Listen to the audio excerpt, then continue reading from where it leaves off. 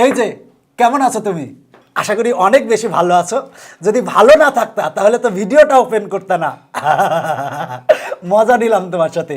আসো, আমি আজকে তোমাদের অনেক কিছু করাবো, অনেক প্র্যাকটিস করাবো। আজকে আমি তোমাদের সমান্তর ধারা নিয়ে বিস্তারিত আলোচনা করব।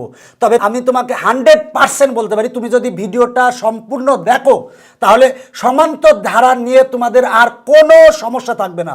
এবং সমান্তর ধারার যত অঙ্ক আছে এবং যত সূত্র আছে সব কিছু আলোচনা করব। প্রথমে তোমাদের ধারা নিয়ে বিস্তারিত আলোচনা করব এবং ধারার যারা আবিষ্কারক তাদের নিয়েও একটু আমরা আলোচনা করব। এরপরে ধারার যে সমান্তর ধারার যে বিভিন্ন সূত্র আছে এই সূত্রগুলো নিয়ে আলোচনা করব। এরপরে তোমাদের পাঠ্য বইয়ের যত অঙ্ক আছে প্রতিটা অঙ্ক আমি তোমাদের সামনে 4টা টাইপে ভাগ করছি। এই 4টা টাইপে ভাগ করে আমি তোমাদের প্রত্যেকটা অঙ্কই তোমাদের সামনে পুঙ্খানুপুঙ্খভাবে বিশ্লেষণ করে দিব।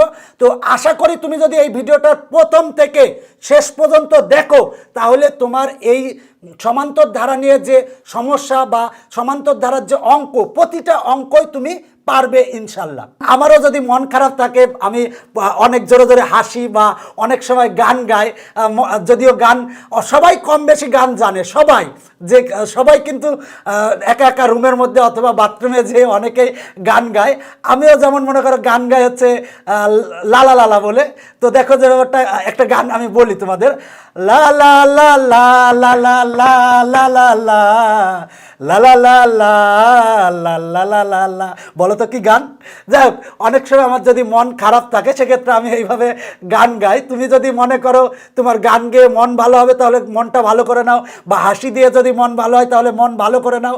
যেভাবে হোক মনটা ভালো করো, এরপরে আমার ক্লাসে আসো। তো আমরা এখন ক্লাসে চলে যাব। পৃথিবীতে তুমি এমন কোনো কিছু করে যাও যাতে তোমার মৃত্যুর পরেও পৃথিবী তোমাকে মনে রাখে। যতদিন পৃথিবী থাকবে ততদিন তোমার নাম যাতে উচ্চারিত হয়, তাই চেষ্টা করবা পৃথিবীতে এমন কোনো কিছু করার। অনেকেই আছে অনেক বছর বাঁচে, দেখা যাচ্ছে 70 বছর, 80 বছর, 90 বছর, 100 বছর বা 200 বছর বাঁচে, কিন্তু তার মৃত্যুর পর অনেকেই তার নাম উচ্চারণ করে না, মরে গেছে, বা অনেকেই তার নাম আমরা জানি না। বাট তুমি এমন কিছু পৃথিবীতে করে যাও যাতে সারা জীবন তোমার নাম মানুষের মুখে উচ্চারিত হয়, মানে পৃথিবী যতদিন আছে ততদিন যাতে তোমার নাম উচ্চারিত হয়। তেমনই তোমরা সবাই চিনো, সেটা হচ্ছে যে ক্ষুদিরাম বসু, ভারতীয় ক্ষুদিরাম বসু কিন্তু যখন মারা যায় তার বয়স ছিল 18 বছর 7 মাস 11 দিন।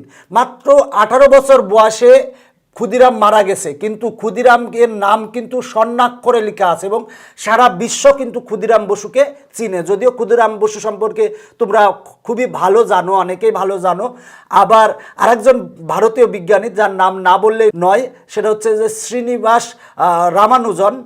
সে হচ্ছে তার গণিতে অনেক অবদান, যদিও তার দেশ হচ্ছে আমাদের পার্শ্ববর্তী দেশ ভারতেই। এই শ্রীনিবাস রামানুজন কিন্তু মারা যায় মাত্র 32 বছর বয়সে। 32 বছর বয়সে সে মারা যায় এবং তার জন্ম হচ্ছে 1887 সালে, এবং 10 বছর বয়সেই তার গণিতের প্রতি যে ভালো লাগা, ভালোবাসা, এটা কিন্তু অনেক বেশি ছিল। যক্ষা, তার রোগ হয়েছিল, যক্ষার কারণে সে মারা যায় এবং মাত্র 32 বছর বয়সে মারা যাওয়ার পরেও সে তার যে গণিতের প্রতি অসীম ভালোবাসা এবং গণিতে তার যে অবদান তুমি কল্পনাও করতে পারবে না। তুমি বলবা যে এদের নাম বলার কারণ কি? শ্রীনিবাস রামানুজন গণিতের এই ধারা সম্পর্কে তার অনেক অবদান। তিনি অসীম ধারার বিস্তারিত ব্যাখ্যা করে আমাদের সামনে একেবারে চিরস্মরণীয় হয়ে রয়েছেন। এবং রামানুজন, দেখো যে ব্যাপারটা সেটা হলো যে যখন কলেজে পড়ে তার গণিতে এত বেশি ভালোবাসা ছিল, সে গণিত পরীক্ষায় সবসময় অনেক বেশি পেত, কিন্তু ইংরেজি পরীক্ষায় খারাপ করেছিল, মানে ফেল করেছিল। তো দেখো যে ব্যাপারটা সেটা হলো যে গণিত নিয়ে বিজ্ঞানী শ্রীনিবাস রামানুজনের মানে আবিষ্কার অনেক বেশি এবং গণিতে অনেক তার অবদান, যার অবদান বলে আমি শেষ করতে পারবো না। তো তার অবদান কিন্তু এই ধারা যে আমরা আজকে পড়ব, এই ধারা নিয়েও কিন্তু তার অবদান অনেক বেশি। এছাড়াও বিজ্ঞানী আর্কিমিডিসেরও অসীম ধারার সমষ্টি নির্ণয় করেন। তার মানে বিজ্ঞানী আর্কিমিডিসেরও ধারা বিষয়ে অনেক অবদান। আসলে অনেকের অবদান আছে, তবে আমাদের ভারতীয় বিজ্ঞানী শ্রীনিবাস রামানুজনের অবদান অনেক বেশি। তো আমি আসলে এগুলা বলার একটাই কারণ, সেটা হলো যে যাতে তোমরা আসলে ধারা ধারা সম্পর্কে কার ধারার আবিষ্কারককে বা ধারা কে কে আবিষ্কার করছে, সেই জন্যই আমি তোমাদের বিস্তারিত একটু জানালাম। আসলে এবার ধারা কি, আসলে আমরা ধারার বলার আগে আমরা যে বিষয়টা জানবো সেটা হলো ক্রম। দেখো আমরা জীবনের অনেক ক্ষেত্রেই ক্রম ব্যবহার করি। মনে করো যে তোমাদের ক্লাসে তোমাদের বসতে বলছে, তোমাদের মনে করো 50 জন তোমাদের ক্লাসে আসো, এখন যদি বসানো হয়, বসলে দেখা যাচ্ছে যদি সবচেয়ে বড় জন যদি বসে তাহলে কি পিছনের জন কি দেখতে পারবে না। তোমাদের শিক্ষকরা বললো যে সবচেয়ে ছোট যে হাইটে যে সবচেয়ে ছোট সে আগে বসবা, তারপরে এইভাবে বসবা, এটা হচ্ছে ক্রম। তাছাড়া মনে করো যে তুমি যখন টেবিলে বই গুছাও, মনে করো টেবিলে বইগুলা গুছিয়ে রাখো, তখন দেখা যাচ্ছে যে সবচেয়ে বড় বইটা আগে রাখো, তারপরে মনে করো যে ছোট বইগুলো রাখো, এইভাবে ক্রম আকারে রাখো। আবার মনে করো যে কোনো গুদাম ঘরে জিনিসপত্র সুন্দরভাবে ক্রম আকারে সাজায় রাখা হয়। আবার মনে করো যে যার বলা হলো যে তোমাদের স্কুলে 5ম থেকে 10ম শ্রেণী পর্যন্ত ছাত্রছাত্রী আছে, বলা হলো প্রথম তলায় 5ম শ্রেণীর ছাত্রছাত্রী বসবে, দ্বিতীয় তলায় মনে করো যে 6ষ্ঠ শ্রেণীর ছাত্রছাত্রী বসবে, তৃতীয় তলায় মনে করো যে 7ম শ্রেণীর ছাত্রছাত্রী বসবে। এইভাবে এগুলোই হচ্ছে ক্রম। এই ক্রম থেকেই কিন্তু বিভিন্ন গাণিতিক ধারার উদ্ভব ঘটে। তো এই ধারা আসলে কাজে লাগে কি, দেখো খুবই সহজ কথা যে অনেক ক্ষেত্রে, জীবনের অনেক ক্ষেত্রে ধারা কাজে লাগে। এখন মনে করো বলা হলো যে সাপোজ যে তোমাকে আমি বললাম যে তুমি এখানে জব করতেছো, তোমাকে আমি প্রথম দিন 2 টাকা দিব। তুমি বলবা যে 2 টাকায় কেউ জব করে নাকি? আচ্ছা মনে করো করছে, বললাম যে প্রথম দিন 2 টাকা দিব, এরপরে প্রতিদিন 1 টাকা করে বেশি দিব।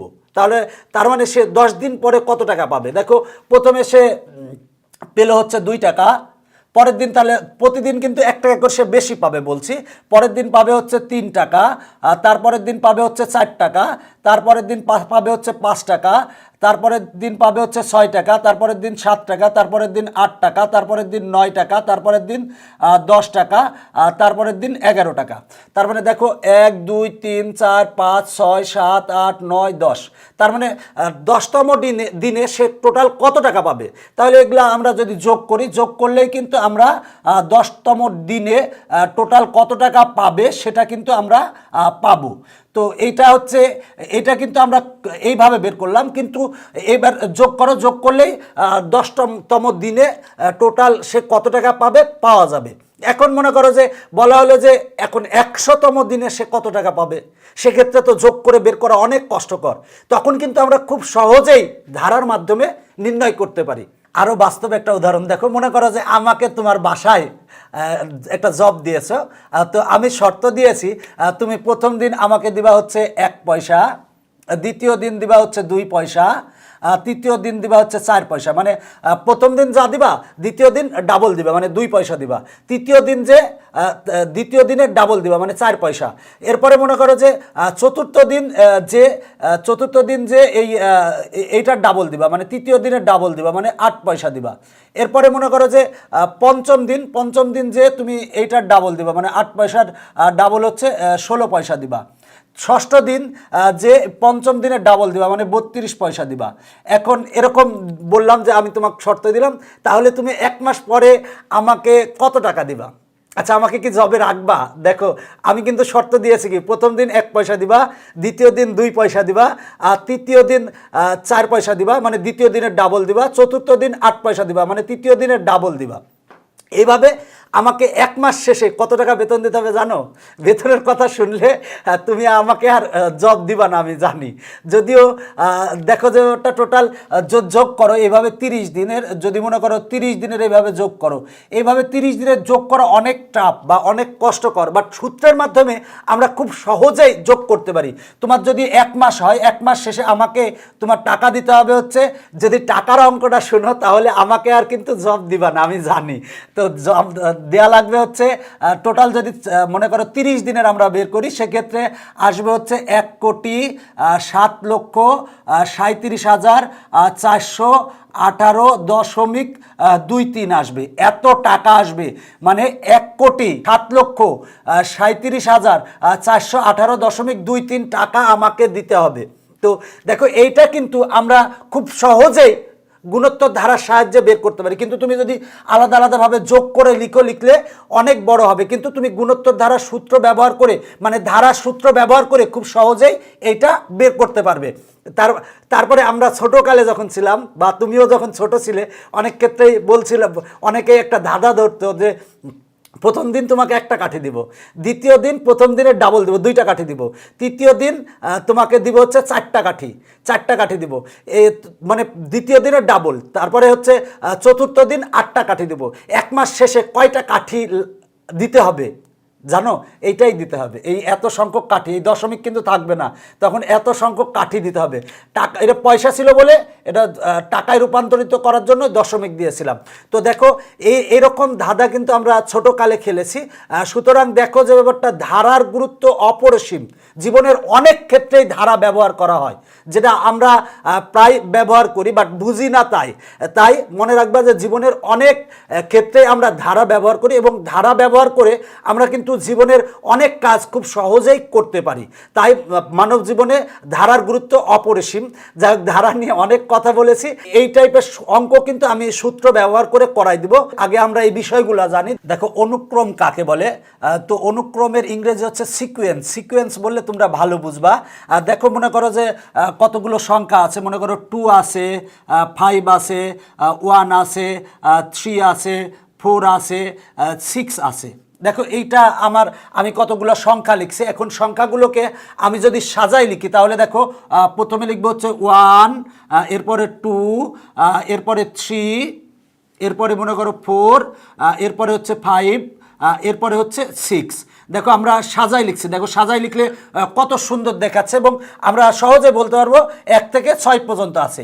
তো এইটা হচ্ছে অনুক্রম কাকে বলে? সেটা হলো কতগুলো রাশি একটি বিশেষ নিয়মে ক্রমান্বয়ে এমনভাবে সাজানো থাকে যে প্রত্যেক রাশি তার পূর্বের পদ এবং পরের পদের সাথে কিভাবে সম্পর্কিত তা জানা যায়। এভাবে সাজানো রাশিগুলোর সেটকেই অনুক্রম বলে। মনে করো 3, আমরা যদি 3-র ক্ষেত্রে আমরা দেখি যে 3 থেকে 1 কম হচ্ছে আগের পদটা, এবং 1 বেশি হচ্ছে পরের পদটা। মানে 2 থেকে 1 বেড়ে 3 হয়েছে, আবার 3 থেকে 1 বেড়ে 4 হয়েছে। তার মানে দেখো যে ব্যাপারটাতে সেটা হলো, যদি আমরা 2 এর সাথে 1 যোগ করি তাহলে হবে 3, 1 যোগ করলে 3 হবে, আবার 3-র সাথে যদি আমরা 1 যোগ করি, যোগ করলে হবে হচ্ছে 4। তার মানে দেখো, অনুক্রমের সংজ্ঞাটা হচ্ছে কতগুলো রাশি একটি বিশেষ নিয়মে ক্রমান্বয়টা ভালো করে মনে রাখবা, ক্রমান্বয়ে এমনভাবে সাজানো হয় যে প্রত্যেক রাশি, যদি এই রাশি ধরি, প্রত্যেক রাশি এর পূর্বের পদ এবং এর পরের পদের সাথে কিভাবে সম্পর্কিত তা জানা যায়। এভাবে সাজানো রাশিগুলোর সেটকে অনুক্রম বলে। তার মানে এটা হচ্ছে অনুক্রম। এখন যদি আমরা 5 নেই, তার মানে 5-এর দেখো যে ব্যাপারটা, আমরা 4 থেকে 1 যোগ করলে 5 হয়, আবার 5 থেকে 1 যোগ করলে 6 হয়। তার মানে দেখো যে ব্যাপারটা, যে সংখ্যাটা এরকম ছিল যে কতগুলো রাশি একটা বিশেষ নিয়মে ক্রমান্বয়ে এমনভাবে সাজানো হয় যে প্রত্যেক রাশি এর তার পূর্বের পদ এবং পরের পদের সাথে কিভাবে সম্পর্কিত তা জানা যায়। এভাবে সাজানো রাশিগুলোর সেটকে অনুক্রম বা সিকোয়েন্স বলে। এখন মনে করো যে আমরা 2, 4, 6, 8, 10 ... দিলাম। তার মানে এটা হচ্ছে, দেখো যে ব্যাপারটা, এটা একটা অনুক্রমের ক্ষেত্রে অবশ্যই কমা দেওয়া হয়। মনে রাখবা, অনুক্রমের ক্ষেত্রে কমা দেওয়া হয়। আবার 1, 3, 5, তারপরে 7, এভাবে চলতে আছে। এটাও একটা অনুক্রম। তার মানে দেখো যে ব্যাপারটা, আমরা যদি 5 নেই, দেখো 3 থেকে আমরা 2 যোগ করলে আমরা 5 পাবো, আবার 5-এর সাথে 2 যোগ করলে আমরা 7 পাবো, 2 যোগ করলে 7 পাবো। আবার এই ক্ষেত্রে দেখো যে ব্যাপারটা, সেটা হলো 6 যদি নেই, 4-এর সাথে 2 যোগ করলে 6 হবে, আবার 6-এর সাথে 2 যোগ করলে 8 হবে। তার মানে দেখো যে ব্যাপারটা, প্রত্যেক রাশি তার পূর্বের পদ এবং পরের পদের সাথে কিভাবে সম্পর্কিত তা জানা যায়। এভাবে সাজানো রাশিগুলোর সেটকে বলা হয় অনুক্রম। তো এই ক্ষেত্রেই যে অনুক্রম হয়, আবার অন্য ক্ষেত্রে অনুক্রম হয়। মনে করো স্বাভাবিক সংখ্যা হচ্ছে 1, 2, 3, 4 5 6 চলতেই আছে। এটাও একটা কিন্তু অনুক্রম। এখন মনে করো যে একের আমরা এই একের বর্গ করলে 1 পাই, 2কে বর্গ করলে আমরা 4 পাই, 3কে বর্গ করলে 9 পাই, 4কে বর্গ করলে 16 পাই, 5কে বর্গ করলে 25 পাই, আবার 6কে বর্গ করলে 36 পাই। তার মানে দেখো এখানে একটা সম্পর্ক আছে, সেটা হলো যে স্বাভাবিক সংখ্যাগুলোকে আমরা বর্গ করলে আমরা এইটা পাই, এটা হচ্ছে অনুক্রম। তো অনুক্রমের দেখো যে ব্যাপারটা, আমরা স্বাভাবিক সংখ্যাগুলোকে বর্গ করছি, বর্গ করে যে আমরা যে রাশিগুলো পেয়েছি এই রাশিগুলোর সেটকেই বলা হয় অনুক্রম। তবে অনুক্রমের ক্ষেত্রে মনে রাখবা কমা দেওয়া হয়, অনুক্রমের ক্ষেত্রে সবসময় মনে রাখবা কমা দেওয়া হয়। আর দেখো যে ব্যাপারটা সেটা হলো অনুক্রমের প্রথম রাশিকে প্রথম পদ বলে, মানে প্রথম সংখ্যাকে প্রথম পদ, এটা হচ্ছে দ্বিতীয় পদ, এটা হচ্ছে তৃতীয় পদ, এটা হচ্ছে চতুর্থ পদ। এই 2 হচ্ছে প্রথম পদ, 4 হচ্ছে দ্বিতীয় পদ, 6 হচ্ছে তৃতীয় পদ, 8 হচ্ছে চতুর্থ পদ, 10 হচ্ছে পঞ্চম পদ। তো দেখো এই অনুক্রমের প্রথম পদ হচ্ছে 1, দ্বিতীয় পদ হচ্ছে 3, তৃতীয় পদ হচ্ছে 5, চতুর্থ পদ হচ্ছে 7। তো প্রথমে যেটা থাকে সেটা হচ্ছে প্রথম পদ। এখন অনুক্রমগুলোকে মানে মনে করো যে অনুক্রমগুলোকে যদি আমরা প্লাস চিহ্ন দ্বারা যুক্ত করি, যুক্ত করলে সেটা হবে ধারা। মনে করো 1 plus 2 plus 3 plus 4 plus 5 plus 6, এটা হচ্ছে ধারা। দেখো অনুক্রমগুলো ছিল 1 2 3 4 5 6, এটা কমা দিয়ে লিখলে সেটা হবে হচ্ছে অনুক্রম। আর যদি আমরা এই কমার পরিবর্তে প্লাস চিহ্ন দিই, বেসিক্যালি প্লাস চিহ্ন দিই, সেটা হবে হচ্ছে ধারা। আবার যদি তুমি মাইনাস চিহ্ন দাও, মাইনাস চিহ্ন দিলেও তো আমরা প্লাস দিয়ে ব্র্যাকেটে মাইনাস লিখতে পারি। সুতরাং যে ব্যাপারটা, অনুক্রমগুলোকে প্লাস চিহ্ন দ্বারা যুক্ত করলে ধারা পাওয়া যায়। তার মানে আশা করি যে অনুক্রম এবং ধারা তোমরা বুঝতে পেরেছো। কখনো কখনো দেখবা যে কোনো ধারার যে কোনো দুটি পদের পার্থক্য সমান। দেখো পার্থক্য সমান বলতে মনে করো যে 1 plus 2 plus 3 plus 4 plus 5 plus আছে 6 আছে, মনে করো এই একটা ধারা দেওয়া আছে। এই ধারার কিন্তু পরপর দুটি পদের পার্থক্য সমান। দেখো 2 থেকে 1 বাদ দিলে হয় হচ্ছে 1, 3 থেকে 2 বাদ দিলে হয় হচ্ছে 1, 4 থেকে 3 বাদ দিলে হয় 1। যে কোনো পদ থেকে তার পূর্ববর্তী পদ বিয়োগ করলে সব ক্ষেত্রে সমান পাওয়া যায়, সেটা হচ্ছে সমান্তর ধারা। আর মনে করো 2 প্লাস 4 প্লাস 8 প্লাস 16 আছে মনে করো, তাহলে যদি আমরা 4 ভাগ 2 করি তাহলে হয় হচ্ছে 2, 8 ভাগ 4 করি সেক্ষেত্রে হয় 2, 16 ভাগ 8 করি সেক্ষেত্রে হয় হচ্ছে 2। দেখো যে ব্যাপারটা যে কোনো পদ ভাগ তার পূর্ববর্তী পদ করে যদি সব ক্ষেত্রে সমান হয় সেটা হচ্ছে গুণোত্তর ধারা। এই ক্ষেত্রে আমরা পাচ্ছি দুটি পদের পার্থক্য সমান, আর এই ক্ষেত্রে আমরা পাচ্ছি যে কোনো দুটি পদের অনুপাত সমান। দেখো যে কোনো দুটি পদের পার্থক্য সমান এবং অনুপাত সমান, এই দুইটার ওপরই নির্ভর করে যে ধারাটি কী রকম হবে, সমান্তর ধারা না গুণোত্তর ধারা।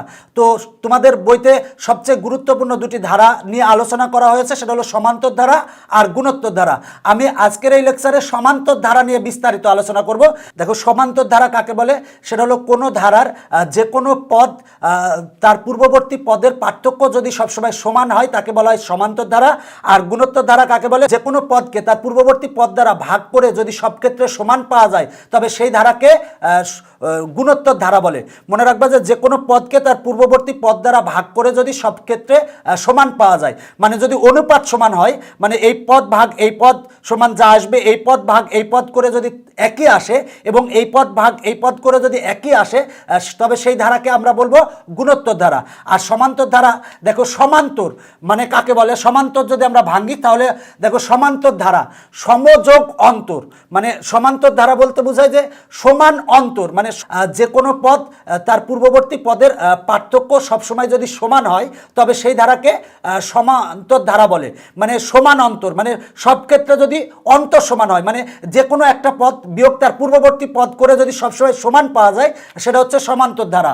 তাহলে দেখো মনে করো যে আমরা যদি লিখি হচ্ছে 1 প্লাস 3 প্লাস 5 প্লাস মনে করো যে 7, তো এই একটা ধারা লিখলাম। এই ধারার দেখো আমরা দ্বিতীয় পদ বিয়োগ প্রথম পদ করলে আমরা পাই হচ্ছে 2, তৃতীয় পদ বিয়োগ দ্বিতীয় পদ করলে পাই হচ্ছে টু, আবার চতুর্থ পদ বিয়োগ তৃতীয় পদ করলে পাই টু।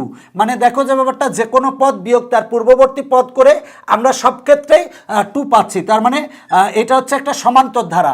এই সমান্তর ধারার প্রথম পদ হচ্ছে ওয়ান, প্রথম পদকে এ দ্বারা প্রকাশ করা হয়। আর সাধারণ অন্তর, দেখো এই যে পার্থক্য, এই পার্থক্যকেই বলা হয় হচ্ছে সাধারণ অন্তর। সাধারণ অন্তরকে ডি দ্বারা প্রকাশ করা হয়, ডি ইকুয়াল টু টু, আর প্রথম পদ এ ইকুয়াল টু ওয়ান। এই জিনিসগুলো কিন্তু অনেক কাজে লাগবে। সেটা হলো প্রথম পদকে এ দ্বারা প্রকাশ করা হয়, এ ইকুয়াল টু ওয়ান, আর সাধারণ অন্তরকে আমরা ডি দ্বারা প্রকাশ করি, ডি ইকুয়াল টু হচ্ছে টু। মনে রাখবা যে যে কোনো পদ বিয়োগ তার পূর্ববর্তী পদ করলে সব ক্ষেত্রে সমান আসবে। তো সেক্ষেত্রে সেই ধারাটা হচ্ছে সমান্তর ধারা। তো আশা করি যে সমান্তর ধারা কি বুঝছো। এবার সসীম বা শান্ত ধারা। দেখো সসীম বা শান্ত ধারা কাকে বলে? যে ধারার পদসংখ্যা নির্দিষ্ট তাকে বলা হয় সসীম বা শান্ত ধারা। এই ধারার কিন্তু পদসংখ্যা নির্দিষ্ট। দেখো এখানে পদ আছে একটা, দুইটা, তিনটা, চারটা পদ আছে। সুতরাং এই ধারাটা হচ্ছে সসীম বা শান্ত ধারা। তার মানে সসীম বা শান্ত ধারা কাকে বলে? যে ধারার পদসংখ্যা নির্দিষ্ট তাকে বলা হয় সসীম বা শান্ত ধারা। দেখো মনে করো যে আমরা লিখলাম 1 plus 2 plus 3 plus 4 plus dot dot dot, মনে করো যে 20 লিখলাম। তার মানে দেখো এই ধারার পদ সংখ্যা কিন্তু নির্দিষ্ট, এখানে কিন্তু 20টা পদ আছে। সুতরাং যে ব্যাপারটা, এই ধারাটা হচ্ছে সসীম বা শান্ত ধারা। এরপরে আসো অসীম বা অনন্ত ধারা। যে ধারার পদ সংখ্যা নির্দিষ্ট নয় তাকে বলা হয় অসীম বা অনন্ত ধারা। মনে করো যে ধারাটা চলতেই আছে, এখন আমি এখানে 20 লিখছিলাম, আমি এখন 20 লিখলাম না, প্লাস দেওয়ার পরে এভাবে ডট ডট দিলাম। এটা কিন্তু কত দূর আছে আমরা কিন্তু জানি না, এর পদ সংখ্যা কিন্তু নির্দিষ্ট না। যেহেতু নির্দিষ্ট না, সুতরাং এই ধারাটা হচ্ছে অসীম বা অনন্ত ধারা। অসীম বা অনন্ত ধারার ক্ষেত্রে মনে রাখবা যে এটা চলতেই থাকবে, এটা কিন্তু পদ সংখ্যা তুমি গণনা করে শেষ করতে পারবে না। তার মানে অসীম বা অনন্ত ধারা কাকে বলে? সে যে ধারার পদ সংখ্যা নির্দিষ্ট নয় বা গণনা করে নির্ধারণ করা যায় না, সেটা হলো অসীম বা অনন্ত ধারা। আর সসীম ধারা বা শান্ত ধারা কাকে বলে? যে ধারার পদ সংখ্যা নির্দিষ্ট বা গণনা করে নির্ধারণ করা যায়, সেটা হচ্ছে সসীম বা শান্ত ধারা। কোনো সমান্তর ধারার প্রথম পদ এ এবং সাধারণ অন্তর যদি ডি হয়, তাহলে দেখো যে ব্যাপারটা, প্রথম পদ হবে এ, দ্বিতীয় পদ তাহলে কত হবে? এ প্লাস ডি হবে। কিন্তু কেন? দেখো আমরা যদি এই দ্বিতীয় পদ থেকে প্রথম পদ বিয়োগ করি, এটা হলো প্রথম পদ, এটা হচ্ছে দ্বিতীয় পদ। দেখো দ্বিতীয় পদ থেকে প্রথম পদ যদি বিয়োগ করি, মানে এ প্লাস ডি বিয়োগ, মানে দ্বিতীয় পদ বিয়োগ প্রথম পদ যদি করি, তাহলে এ আর এ কাটা যায়, থাকে হচ্ছে ডি, মানে সাধারণ অন্তর ডি পাই। তার মানে তৃতীয় পদ কত হবে? দেখো তৃতীয় পদ সমান হবে হচ্ছে এ প্লাস 2d। কেন এ প্লাস 2d হবে? তৃতীয় পদ বিয়োগ যদি আমরা দ্বিতীয় পদ করি, তার মানে দেখো তৃতীয় পদ ছিল এ প্লাস 2d। এবার যদি আমরা দ্বিতীয় পদ বিয়োগ করি, বিয়োগ করলে চিহ্ন চেঞ্জ হয়ে যাবে, তার মানে মাইনাস এ হবে, মাইনাস ডি হবে। তার মানে এ আর এ কাটা, 2d minus D equal two হবে হচ্ছে ডি। দেখো আমরা সাধারণ অন্তর ডি পেলাম। এবার চতুর্থ পদ কত হবে? দেখো চতুর্থ পদ হবে হচ্ছে এ প্লাস 3d হবে। এ প্লাস 3d কেন হবে? এবার যদি চতুর্থ পদ থেকে তৃতীয় পদ বিয়োগ করি, বিয়োগ করলে কিন্তু আমরা ডি পাবো। তার মানে আমরা সমান্তর ধারার সংজ্ঞা অনুসারে আমরা এক্ষেত্রে ধারা লিখতে পারি হচ্ছে এ প্লাস ডি।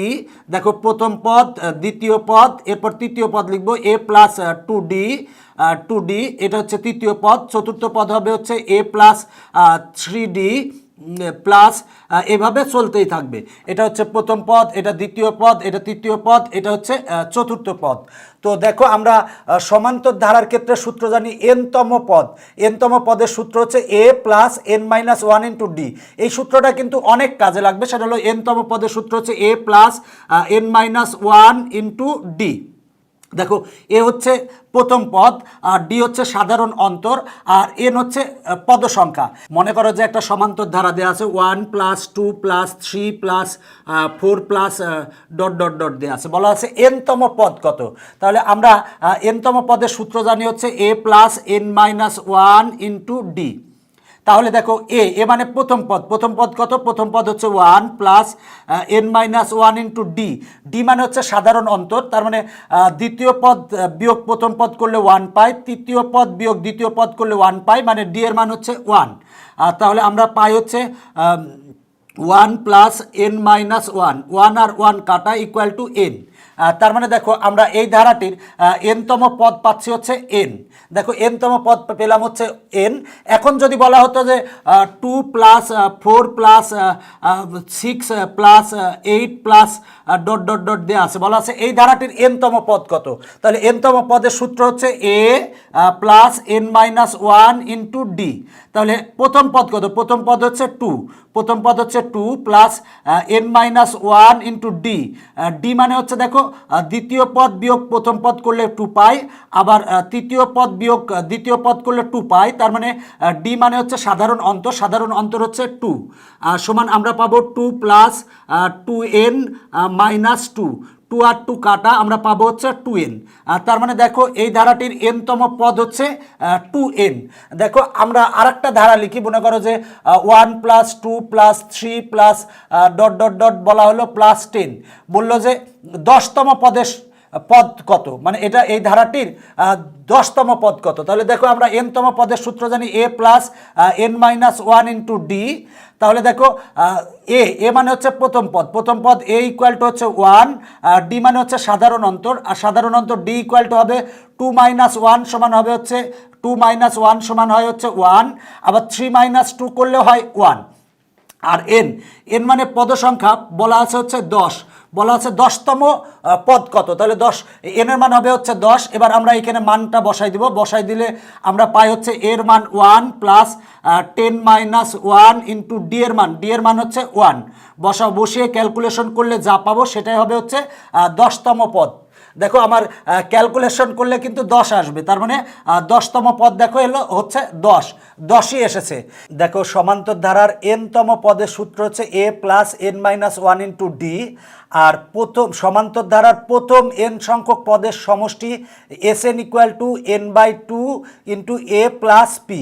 দেখো যে ব্যাপারটা সমান্তর ধারা প্রথম এন সংখ্যক পদের সমষ্টিকে আমরা এস এন ধরি, তার মানে এস এন ইকুয়াল টু সূত্র হচ্ছে এন বাই 2, এরপরে হচ্ছে এ প্লাস পি।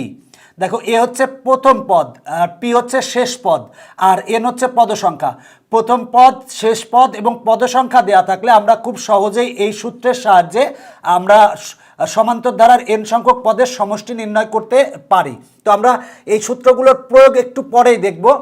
এরপরে দেখো যে ব্যাপারটা সেটা হলো যে সমান্তর ধারার প্রথম এন সংখ্যক পদের সমষ্টি এস এন ইকুয়াল টু আমরা জানি N by 2 A plus N minus one into D.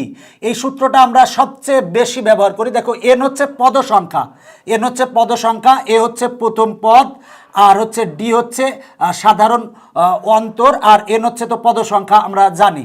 যদি আমরা প্রথম পদ, সাধারণ অন্তর ডি এবং পদ সংখ্যা এন জানি, তাহলে আমরা খুব সহজেই এই সূত্রের সাহায্যে সমান্তর ধারার প্রথম এন সংখ্যক পদের সমষ্টি নির্ণয় করতে পারবো। তো এই সূত্রের প্রয়োগ আমরা একটু পরেই দেখব। এরপরে দেখো প্রথম এন সংখ্যক স্বাভাবিক সংখ্যার সমষ্টি। দেখো প্রথম এন সংখ্যক স্বাভাবিক সংখ্যার সমষ্টি নির্ণয়ের সূত্র হচ্ছে S N equal to N into n plus one ভাগ 2। এই সূত্রের সাহায্যে আমরা খুব সহজেই সমান্তর ধারার প্রথম এন সংখ্যক স্বাভাবিক সংখ্যার সমষ্টি নির্ণয় করতে পারি। প্রথম এন সংখ্যক স্বাভাবিক জোড় সংখ্যার সমষ্টি এস এন ইকুয়াল টু সূত্র হচ্ছে n into n plus one, আর প্রথম এন সংখ্যক স্বাভাবিক বিজোড় সংখ্যার সমষ্টি এস এন ইকুয়াল টু সূত্র হচ্ছে এন স্কোয়ার।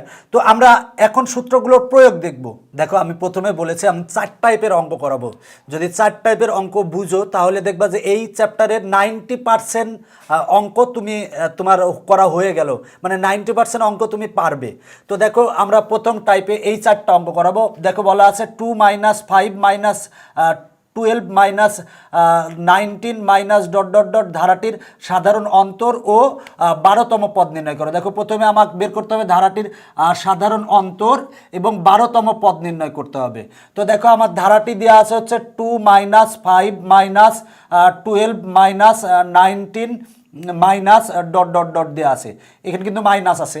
তার মানে দেখো ধারাটির প্রথম পদকে আমরা এ দ্বারা প্রকাশ করি, এ ইকুয়াল টু 2, সাধারণ অন্তর ডি ইকুয়াল টু দ্বিতীয় পদ বিয়োগ প্রথম পদ। দ্বিতীয় পদ হচ্ছে মাইনাস 5 আর প্রথম পদ হচ্ছে 2, তার মানে মাইনাস 2 ইকুয়াল টু হয় মাইনাস 7।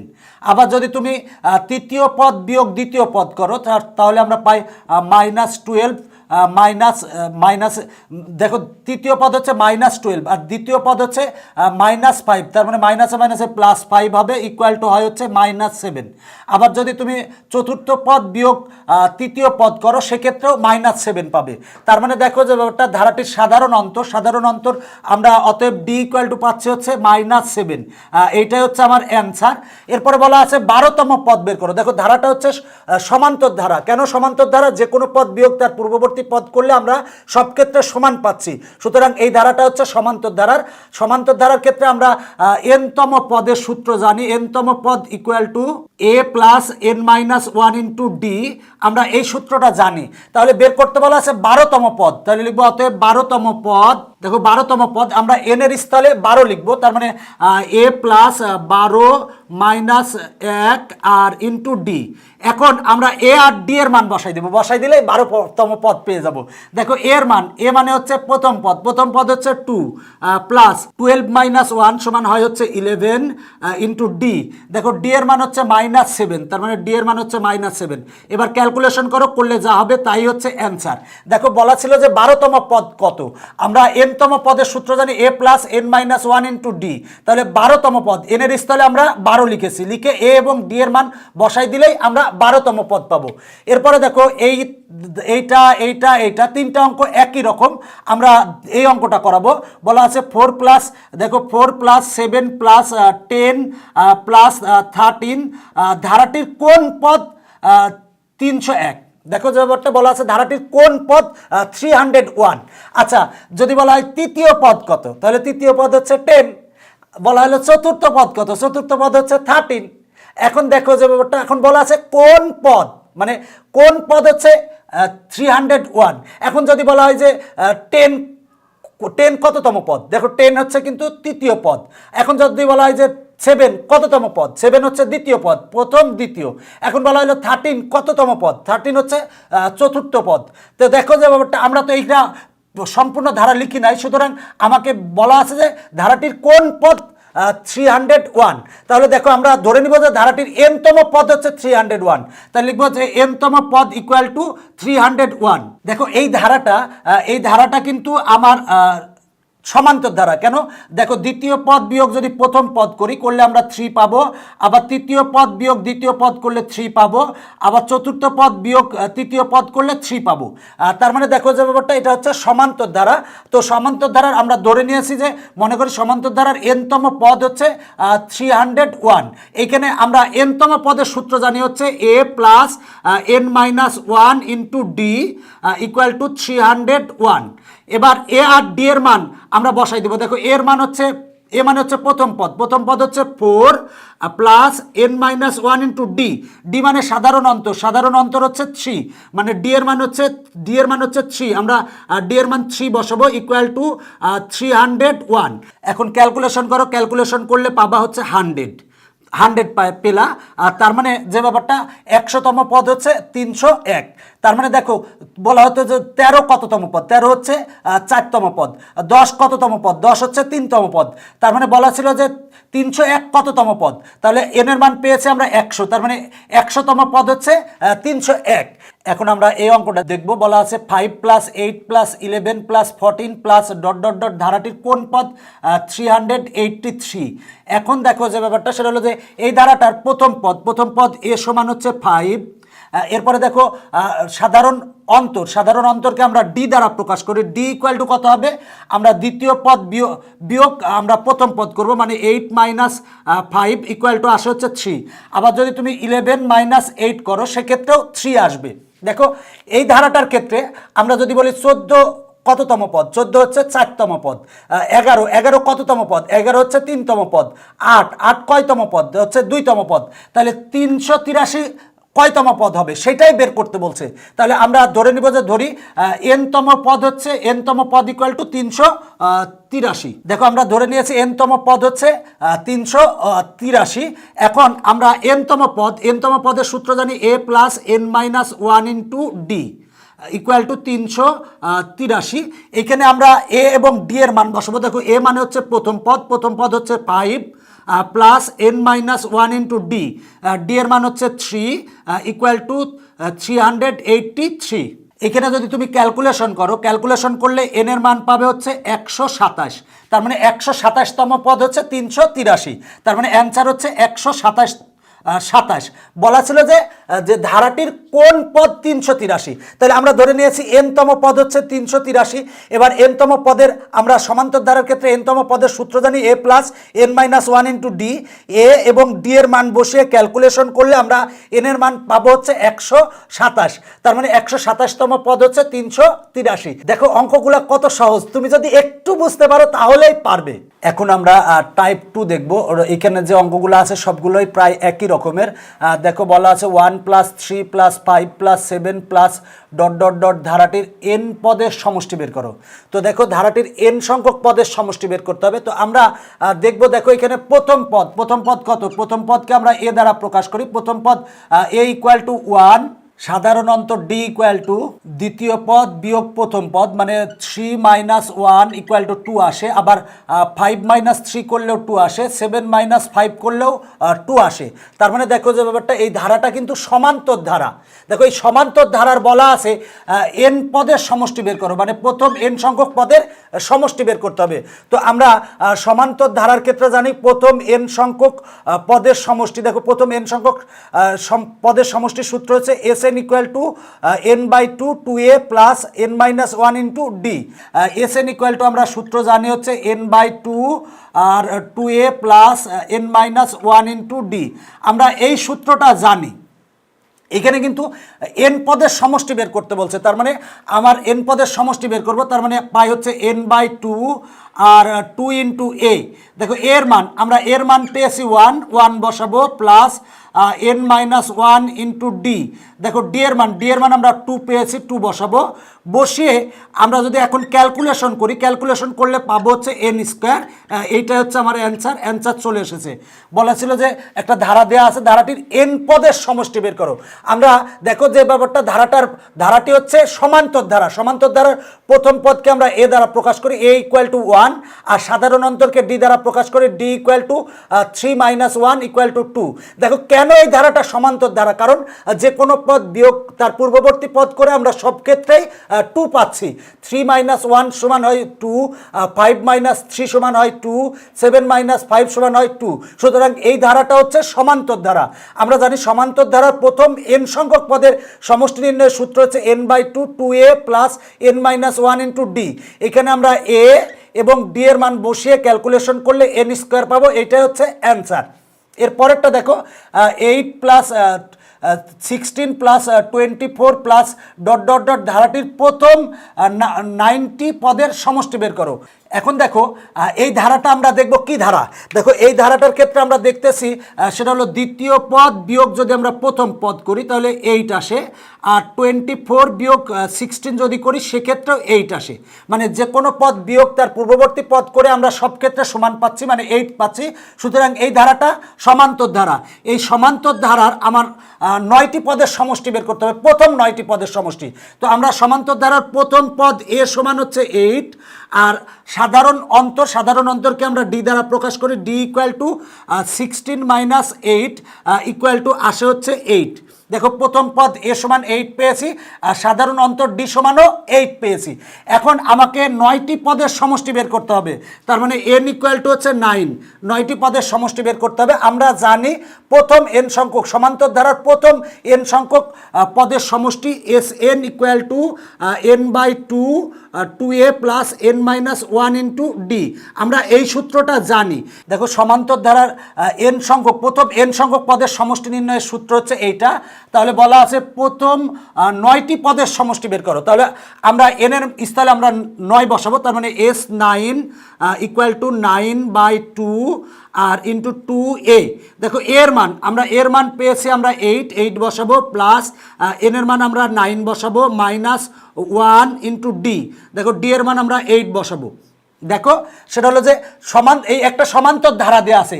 এর প্রথম পদ এ সমান হচ্ছে 8, আর সাধারণ অন্তর ডি সমান দ্বিতীয় পদ বিয়োগ প্রথম পদ করলে আমরা পাই 8, মানে সাধারণ অন্তর ডি সমান হচ্ছে 8। আর বলা আছে প্রথম 9টি পদের সমষ্টি বের করো, মানে এন ইকুয়াল টু হচ্ছে 9। এখন আমরা জানি সমান্তর ধারার প্রথম n সংখ্যক পদের সমষ্টি নির্ণয়ের সূত্র এইটা, তাহলে এখন এই সূত্রে আমার প্রথম 9টি পদের সমষ্টি বের করতে হবে। তার মানে এর স্থলে আমরা 9 বসাবো, এর স্থলে আমরা 8 বসাবো, ডি এর স্থলে আমরা 8 বসাবো। বসিয়ে যদি ক্যালকুলেশন করি, ক্যালকুলেশন করলে পাবো 360। এটাই হচ্ছে আমার অ্যান্সার। তার মানে আমার অ্যান্সার চলে আসবে, তুমি ক্যালকুলেশন করো, করে দেখবা যে আসবে 360। এইটাই answer. 7 + 12 + 17 plus dot dot dot ধারাটির 30টি পদের সমষ্টি কত। দেখো যে এই ধারাটা দেওয়া আছে, এই ধারাটি আগে দেখব কি ধারা। দেখো এখানে যে ধারাটি দেওয়া আছে, এই ধারাটি হচ্ছে সমান্তর ধারা। কেন সমান্তর ধারা? দেখো 12 - 7 করলে আসে হচ্ছে 5, 17 - 12 করলেও আসে 5, মানে যে কোনো পদ বিয়োগ তার পূর্ববর্তী পদ করে আমরা একই পাচ্ছি, মানে 5 পাচ্ছি। সুতরাং এই ধারাটি হচ্ছে সমান্তর ধারা। তো এই সমান্তর ধারার প্রথম পদ a = হচ্ছে 7, আর সাধারণ অন্তর d = দেখো 12 - 7 সমান আসে হচ্ছে 5। আর দেখো পদ মানে কয়টা পদের সমষ্টি বের করতে বলছে? সমষ্টি বের করতে বলছে হচ্ছে 30টি পদের সমষ্টি, মানে n = 30। তাহলে দেখো আমরা এই সূত্রে যদি এই মানগুলা বসাই দিলেই আমরা 30টি পদের সমষ্টি পেয়ে যাব। এরপরে দেখো বলা আছে প্রথম 50টি স্বাভাবিক সংখ্যার যোগফল নির্ণয় করো। দেখো বলা আছে প্রথম 50টি স্বাভাবিক সংখ্যার যোগফল নির্ণয় করো। আমরা দেখো স্বাভাবিক সংখ্যা কোনগুলা? স্বাভাবিক সংখ্যা হচ্ছে 0 থেকে বড়, 0 থেকে বড় সকল অখণ্ড সংখ্যাকে স্বাভাবিক সংখ্যা বলে, বা 0 থেকে বড় সকল ধনাত্মক সংখ্যাকে বলা হয় স্বাভাবিক সংখ্যা। মানে 1 + 2 + 3 + 4 + 5 + ডট ডট ডট ডট বলা আছে, লাস্ট পদ হচ্ছে 50। বলা আছে প্রথম 50টি পদের সমষ্টি বের করো।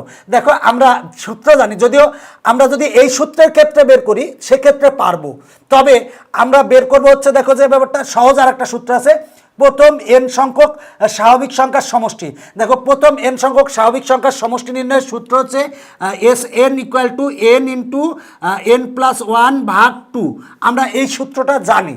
এখন বলা আছে প্রথম 50টি স্বাভাবিক সংখ্যার যোগফল। n এর স্থলে আমরা 50 বসাবো, সেটা হলো যে 50 × 50 + 1 ভাগ হচ্ছে 2 = আমরা যদি ক্যালকুলেশন করি, ক্যালকুলেশন করে যা পাবো সেটাই হবে হচ্ছে অ্যান্সার। তার মানে দেখো আমার প্রথম 50টি স্বাভাবিক সংখ্যার যোগফল চলে আসলো। এখন যদি বলা হয় যে প্রথম 100টি স্বাভাবিক সংখ্যার যোগফল নির্ণয় করো, তাহলে 100টি, তাহলে n এর স্থলে আমরা 100 বসাবো, বসিয়ে ক্যালকুলেশন করব, অ্যান্সার চলে আসবে। যদি বলা হয় প্রথম 1000টি স্বাভাবিক সংখ্যার যোগফল নির্ণয় করো, n এর স্থলে আমরা 1000 বসাবো, বসিয়ে ক্যালকুলেশন করলে অ্যান্সার চলে আসবে। এই সূত্রে আমি কেন বসাবো না?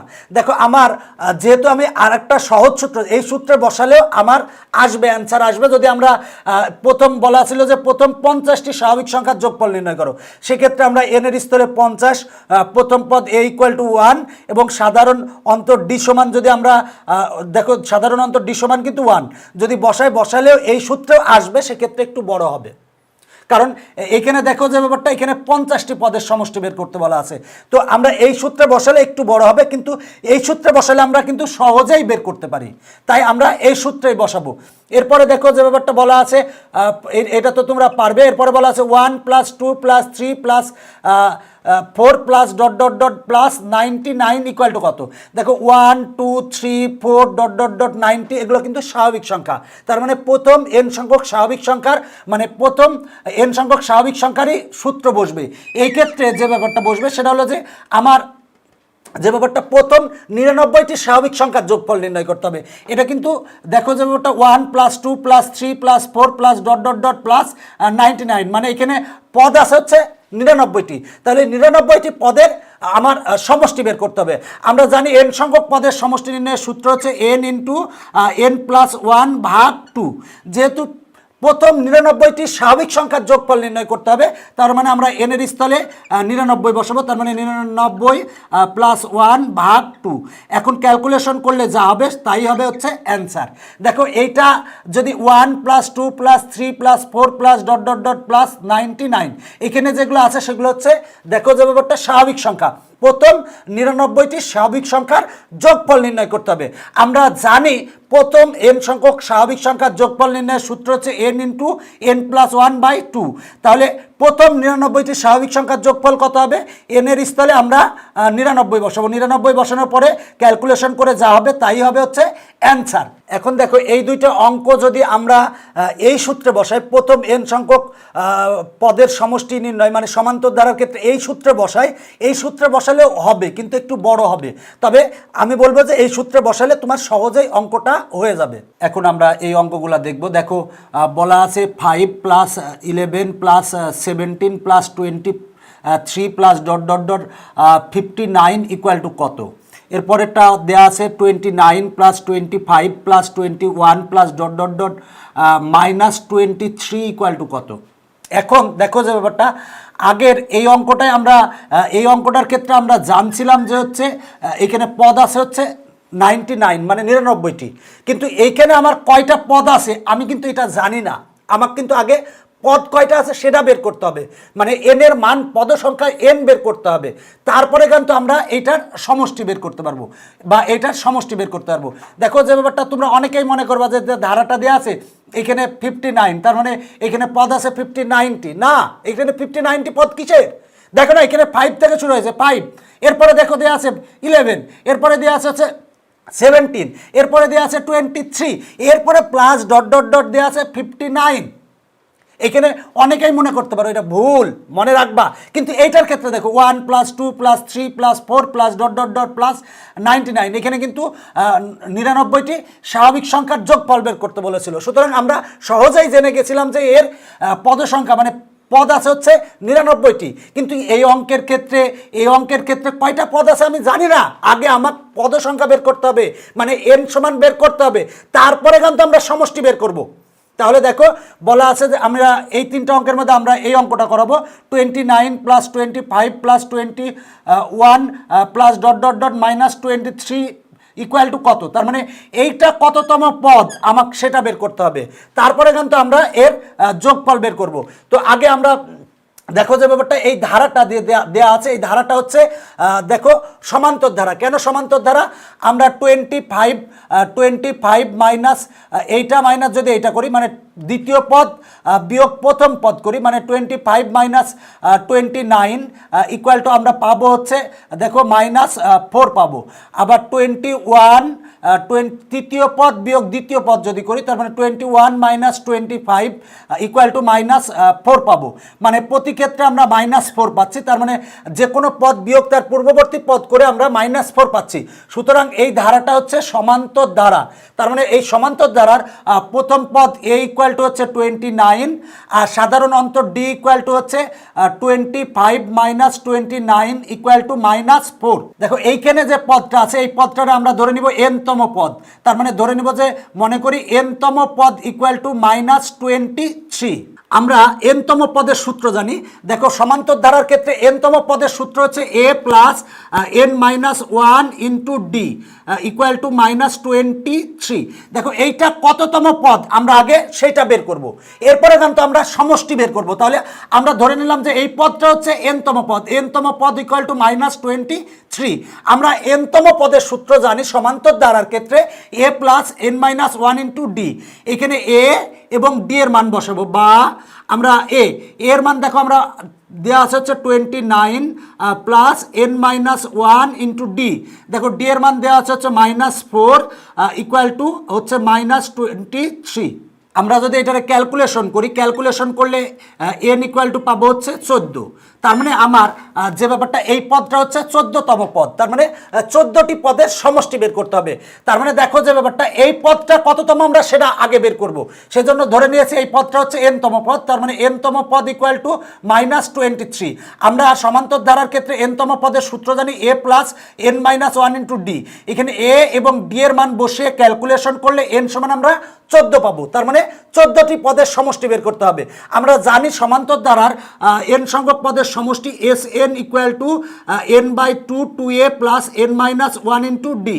তাহলে আমরা বের করবো 14টি পদের সমষ্টি, তার মানে হ্যাঁ এস 14 ইকুয়াল টু হবে হচ্ছে 14/2 আর 2a, দেখো এর মান আমার এর মান হচ্ছে 29, তার মানে 29 বসাবো প্লাস এন এর মান হচ্ছে 14 বসাবো, 14 মাইনাস 1 ইন্টু ডি, দেখো ডি এর মান হচ্ছে -4, আমরা -4 বসাবো।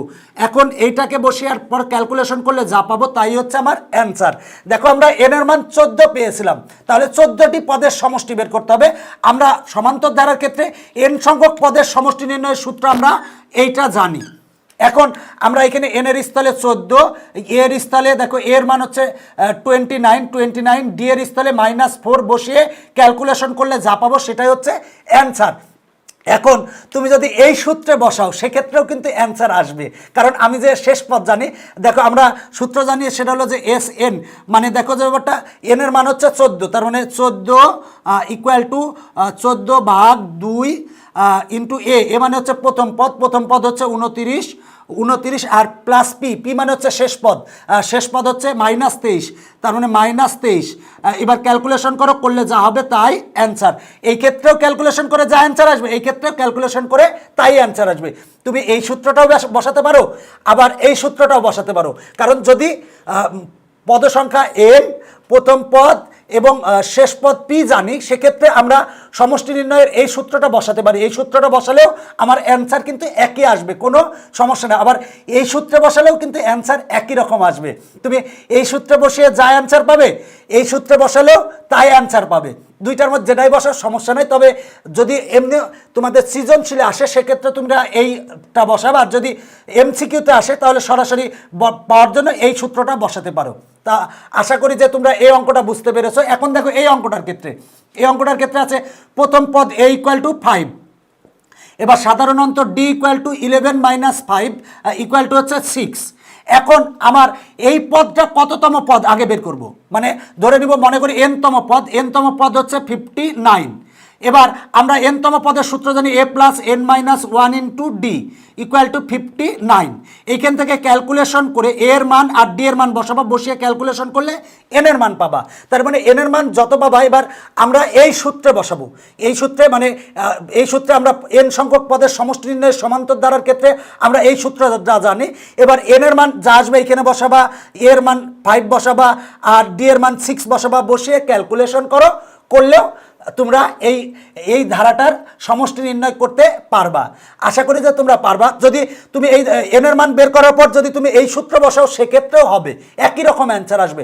তুমি যেটাই বসাও কোনো সমস্যা নাই। তবে আগে তোমার এই যে 59 এইটা কততম পদ এইটা তুমি বের করে নেবা। বের করার পর তুমি সূত্র বসাবা, এন এর মান মানে কততম পদ ধরে নেবা যে এইটা, মনে করি যে এনতম পদ হচ্ছে 59। আমরা এনতম পদের সূত্র জানি a + n - 1 * d, এইটা = 59। ক্যালকুলেশন করে এন এর মান বের করো।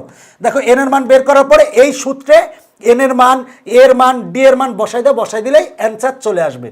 এরপরে দেখো এই অঙ্কটা দেখো, খুবই মজা লাগবে যদি তুমি অঙ্কগুলা ভালো করে বুঝো, দেখবে যে অনেক মজা লাগতেছে, ভালো লাগতেছে। দেখো বলা আছে, দেখাও যে 1 + 3 + 5 + 7 + ... +125 = এত। দেখো এই ধারা = এই ধারা। দেখো যে ব্যাপারটা মনে করো যে দুইটা অঙ্ক একসাথে দিয়েছে। প্রথম ক্ষেত্রে কি বের করবে, এইটা কততম পদ মানে এনতম পদ সমান 125 লিখে এন এর মান যেটা পাবা সেটা এন এর মান এখানে বসিয়ে ক্যালকুলেশন করলে বাম পক্ষ পাবা। একইভাবে ডান পক্ষ করো।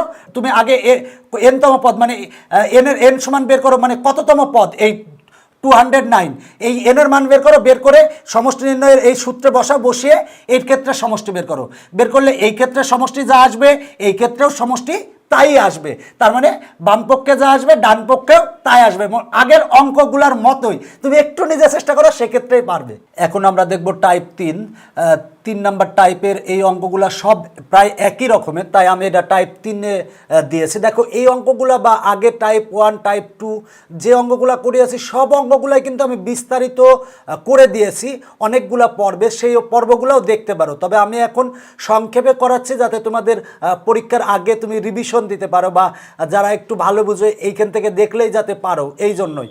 তো দেখো এই অঙ্কটায় কি বলা আছে হচ্ছে যে কোনো সমান্তর ধারার, দেখো বলা আছে একটা সমান্তর ধারার 12তম পদ 77। দেখো এখানে কিন্তু বলা আছে 12তম পদ 77 হলে প্রথম 23টি পদের সমষ্টি কত। দেখো প্রথম 23টি পদের, এখানে কিন্তু প্রথম পদ বা সাধারণ অন্তর কিছুই বলে নাই, বলছে যে কোনো সমান্তর ধারার 12তম পদ 77 হলে প্রথম 23টি পদের সমষ্টি বের করো। তাহলে এই অঙ্কটা করার জন্য আমরা বলবো যে মনে করি সমান্তর ধারার প্রথম পদ সমান এ আর সাধারণ অন্তর সমান হচ্ছে ডি। আমরা ধরে নিব, প্রথমে মনে করি সমান্তর ধারার প্রথম পদ সমান এ, সাধারণ অন্তর সমান ডি। এখানে বলা আছে 12তম পদ 77। আমরা জানি সমান্তর ধারার nতম পদ সমান a plus n minus 1 into D. এটা আমরা nতম পদ সমান সমান্তর ধারার ক্ষেত্রে nতম পদের সূত্র জানি a plus n minus 1 into d. তাহলে 12তম পদ বের করব, তাহলে লিখবো যে অতএব 12তম পদের ক্ষেত্রে আমরা n এর স্থলে 12 লিখবো, মানে a প্লাস 12 বিয়োগ 1 ইন্টু ডি। এখন যদি বলা হয় তো গরুতম পদ কত, তাহলে আমরা n এর স্থলে গরু লিখতাম। যদি ছাগলতম পদ কত বলতো তাহলে n এর স্থলে ছাগল লিখতাম। কিন্তু এখানে বলছে কি 12তম পদ কত, তাহলে আমরা 12তম পদ, তাহলে a প্লাস n এর স্থলে লিখছি 12 বিয়োগ 1 ইন্টু ডি সমান, আমরা ক্যালকুলেশন করলে পাই a প্লাস 12 বিয়োগ 1 সমান হয় 11 আর এ হচ্ছে ডি। তার মানে আমরা 12তম পদ পেলাম হচ্ছে a প্লাস 11d। দেখো এটা পেয়েছি আমরা 12তম পদ, a প্লাস 11d হচ্ছে 12তম পদ। আর আমার প্রশ্নে 12তম পদ বলা আছে 77, তার মানে হবে প্রশ্ন মতে a plus 11d equal to হবে হচ্ছে 77। এটা আমরা 1 নং দিব, 1 নং সমীকরণ দিলাম। এবার বলছে যে প্রথম 23টি পদের সমষ্টি বের করো। আমরা জানি সমান্তর ধারার ক্ষেত্রে প্রথম n সংখ্যক পদের সমষ্টি Sn equal to n/2 into 2a plus n minus 1 into D. আমরা এই সূত্রটা জানি সমান্তর ধারার ক্ষেত্রে n সংখ্যক পদের সমষ্টি নির্ণয়ের সূত্র এটা জানি। তাহলে 23টি পদের সমষ্টি কত হবে, তাহলে আমরা n এর স্থলে 23 লিখবো, s 23 ইকুয়াল টু 23 ভাগ 2 ইন্টু 2a প্লাস দেখো n এর স্থলে আমরা 23 লিখবো, 23 বিয়োগ 1 ইন্টু ডি ইকুয়াল টু আমরা পাই 23 ভাগ 2 আর দেখো এখানে আমরা পাই হচ্ছে 2a প্লাস 23 মাইনাস 1 সমান হয় 22 আর এ হচ্ছে ডি। আর এখানে দেখো আমরা পাই 23 ভাগ 2 ইন্টু, আমরা যদি এখানে 2 কমন নেই, 2 কমন নিলে হবে হচ্ছে a প্লাস 11d। এখন দেখো এই 2 আর এই 2 কাটা, তাহলে আমরা পাই 23 ইন্টু দেখো a প্লাস 11d। আমরা a প্লাস 11d আগে কত পেয়েছি, দেখো a প্লাস 11d সমান আমরা পেয়েছি 77, তাহলে 77 লিখবো ইকুয়াল টু আসে 1771। এইটাই হচ্ছে আমার অ্যান্সার। দেখো আমার অ্যান্সার চলে এসেছে। প্রশ্নে বলা ছিল কোন সমান্তর ধারার 12তম পদ 77, তাহলে আমরা আগে জানি সমান্তর ধারার ক্ষেত্রে nতম পদের সূত্র কত জানি, a plus n minus 1 into d. তাহলে 12তম পদ আমরা বের করলাম, বের করলে পেলাম হচ্ছে a প্লাস 11d। প্রশ্নে বলা আছে 12তম পদ হচ্ছে 77, তাহলে a plus 11d equal to 77 লিখছি, লিখে 1 নং দিয়েছি। এবার বলা আছে প্রথম 23টি পদের সমষ্টি কত। আমরা জানি সমান্তর ধারার ক্ষেত্রে প্রথম n সংখ্যক পদের সমষ্টি Sn equal to n/2 into 2a plus n minus 1 into d. তাহলে প্রথম 23টি পদের সমষ্টি কত হবে, n এর স্থলে আমরা 23 লিখব, 23 লিখেছি। এবার 23 বিয়োগ 1 সমান হয় 22d। এখানে আমরা 2 কমন নিয়েছি, তাহলে 2 আর 2 কাটা, আর a প্লাস 11d সমান হচ্ছে 77 বসিয়েছি। তার মানে 23 গুণ 77 ইকুয়াল টু আসে, এইটা আসে, এটাই হচ্ছে আমার অ্যান্সার। দেখো কত সহজ। দেখো প্রথম পদ বা সাধারণ অন্তর ডি এগুলো দেওয়া নাই, জাস্ট তথ্য দেওয়া আছে যে 12তম পদ 77, তাহলে আমরা 12তম পদ বের করছি, বের করে ইকুয়াল টু 77 লিখছি। এবার বলছে প্রথম 23টি পদের সমষ্টি বের করো। তার মানে আমরা প্রথম n সংখ্যক পদের সমষ্টি নির্ণয়ের সূত্র এটা জানি, তাহলে 23টি পদের সমষ্টি নির্ণয় কত, n এর ক্ষেত্রে আমরা 23 বসাবো, বসিয়ে প্রথম সমীকরণের সাহায্যে আমরা মানটা পাবো, পেলেই অ্যান্সার চলে আসবে। এরপরে দেখো পরের অঙ্কটায় বলা আছে কোনো সমান্তর ধারার 16তম পদ মাইনাস 20। দেখো বলা আছে 16তম পদ মাইনাস 20। আমরা আগে 16তম পদ বের করবো, 16তম পদ ইকুয়াল টু মাইনাস 20 লিখবো, লিখে 1 নং সমীকরণ দিব। এবার বলা আছে প্রথম 31টি পদের সমষ্টি, তাহলে প্রথম 31টি পদের সমষ্টির ক্ষেত্রে n এর স্থলে আমরা 31 লিখবো, লিখে প্রথম সমীকরণের সাহায্যে আমরা অ্যান্সার পাবো। দেখো এই অঙ্কটা একই রকমের। এরপরে আসো পরের অঙ্কটা বলা আছে 9 plus 7 plus 5 plus dot dot dot ধারাটির প্রথম n সংখ্যক পদের যোগফল মাইনাস 144 হলে n এর মান নির্ণয় করো। দেখো যে ব্যাপারটা একটা ধারা দেওয়া আছে, ধারাটা হচ্ছে 9 + 7 + 5 প্লাস ডট ডট ডট একটা ধারা দেওয়া আছে। এই ধারাটার বলা আছে প্রথম n সংখ্যক পদের সমষ্টি -144 হলে n এর মান নির্ণয় করো। তো দেখো এই যে ধারাটা দেওয়া আছে, এই ধারাটা হচ্ছে একটা সমান্তর ধারা, কারণ যে কোনো পদ বিয়োগ তার পূর্ববর্তী পদ করলে আমরা সব ক্ষেত্রে একই পাবো। এই সমান্তর ধারার প্রথম পদ a = 9, সাধারণ অন্তর d = 7 - 9, মানে 7 - 9 = -2। তার মানে প্রথম পদ a পেলাম আর সাধারণ অন্তর আমরা d পেলাম। এখন দেখো আমরা সমান্তর ধারার ক্ষেত্রে n সংখ্যক পদের সমষ্টি Sn = সূত্র জানি n/2 × 2a plus n-1 × d, এই সূত্রটা আমরা জানি। এখন আমরা a এবং d এর মান বসাই দেব। দেখো n/2 × 2 × a, দেখো এর মান আমার দেওয়া আছে হচ্ছে 9, তার মানে 9 প্লাস n-1 × d, দেখো d এর মান হচ্ছে -2, তার মানে আমরা -2 বসাবো। এবার আমরা ক্যালকুলেশন করব n/2 আর 2 আর 9 যদি গুণ করি হয় হচ্ছে 18, আর প্লাসে মাইনাসে -2 আর n যদি গুণ করি তাহলে হয় 2n, মাইনাসে প্লাস 1 আর 2 গুণ করলে হয় 2। এবার আমরা পাই n/2 আর 18 আর 2 যদি যোগ করি তাহলে হয় 20 - 2n আর = n/2। আমরা যদি এখানে 2 কমন নেই, 2 কমন নিলে হয় 10 - n, তার মানে 2 আর 2 কাটা। এবার যদি আমরা ব্র্যাকেট তুলে দিই তাহলে পাই হচ্ছে 10n - n আর n গুণ করলে হয় n²। তার মানে দেখো যে ব্যাপারটা সেটা হলো প্রথম n সংখ্যক পদের যোগফল বলা আছে -144, আর আমরা দেখো প্রথম n সংখ্যক পদের সমষ্টি নির্ণয়ের সূত্র জানি আমরা এইটা। এখানে a এবং d এর মান বসিয়ে প্রথম n সংখ্যক পদের সমষ্টি নির্ণয় পেলাম হচ্ছে 10n - n²। দেখো বলা ছিল যে ধারাটা দেওয়া আছে, এই ধারাটির বলা আছে প্রথম n সংখ্যক পদের যোগফল -144, তাহলে এই ধারাটির আমরা প্রথম n সংখ্যক পদের যোগফল পেলাম 10n - n²। তাহলে প্রশ্ন মতো হবে হচ্ছে 10n - n² হবে হচ্ছে -144। এখন আমরা যদি এই -144কে পক্ষান্তর করি, তারপর -1 দ্বারা গুণ করে মিডিল টার্ম করলে আমরা n এর মান পাবো -8 আর n এর মান পাবো 18। দেখো n এর মান -8 গ্রহণযোগ্য নয়, কারণ পদ সংখ্যা কখনোই ঋণাত্মক হতে পারে না, তার মানে n এর মান হবে 18। এইটাই হচ্ছে আমার অ্যান্সার, তার মানে অ্যান্সার চলে এসেছে। দেখো প্রশ্নে একটা ধারা দেওয়া আছে, ধারা দেওয়ার পরে বলা আছে দেখো 9 + 7 + 5 প্লাস ডট ডট ডট একটা ধারা দেওয়া আছে, বলা আছে এই ধারাটির n সংখ্যক পদের সমষ্টি বা যোগফল হচ্ছে -144, এটা বলা আছে। এখন আমরা এই ধারাটির প্রথম পদ a = আমরা পাই 9, সাধারণ অন্তর d = পাই হচ্ছে -2। আমরা জানি প্রথম n সংখ্যক পদের সমষ্টি নির্ণয়ের সূত্র এইটা। এখানে a এবং d এর মান বসিয়ে ক্যালকুলেশন করলে 10n - n² পাই। দেখো এই যে ধারাটি, এই ধারাটির প্রথম n সংখ্যক পদের সমষ্টি নির্ণয়, সমষ্টি সমান আমরা পেলাম 10n - n²। প্রশ্নে কিন্তু বলা আছে প্রথম n সংখ্যক পদের সমষ্টি হচ্ছে -144, তার মানে প্রশ্ন মতো এইটা = -144 লিখবো। লিখে ক্যালকুলেশন করলে আমরা n এর মান পাবো -8 আর n এর মান পাবো 18। n হচ্ছে পদ সংখ্যা কখনো ঋণাত্মক হতে পারে না। দেখো পদ কি কখনো ঋণাত্মক হবে? ঋণাত্মক হতে পারে না, সুতরাং -8 গ্রহণযোগ্য নয়। আর n = 18ই হচ্ছে অ্যান্সার। দেখো অঙ্কগুলো সহজ, একটু যদি ভালো করে বুঝো। এর পরের অঙ্কটায় বলা আছে 2 + 4 + 6 + 8 প্লাস ডট ডট ডট ধারাটির প্রথম n সংখ্যক পদের সমষ্টি হচ্ছে 2550 হলে n এর মান বের করো। আগের অঙ্কের মতোই এই ধারাটির প্রথম n সংখ্যক পদের আমরা সমষ্টি বের করব। সেই যা সমষ্টি আসবে সেই সমষ্টির = আমরা 2550 লিখব। লিখে ক্যালকুলেশন করে n এর মান বের করব, বের করলেই আমার অ্যান্সার চলে আসবে। আগের অঙ্কটা এই অঙ্কটা সেম। এখন আমরা এই অঙ্কটা দেখব। বলা আছে কোনো ধারার প্রথম n সংখ্যক পদের সমষ্টি n × n+1 হলে ধারাটি নির্ণয় করো। দেখো বলা আছে কোনো ধারার প্রথম n সংখ্যক পদের সমষ্টি n × n+1 হলে ধারাটি নির্ণয় করো।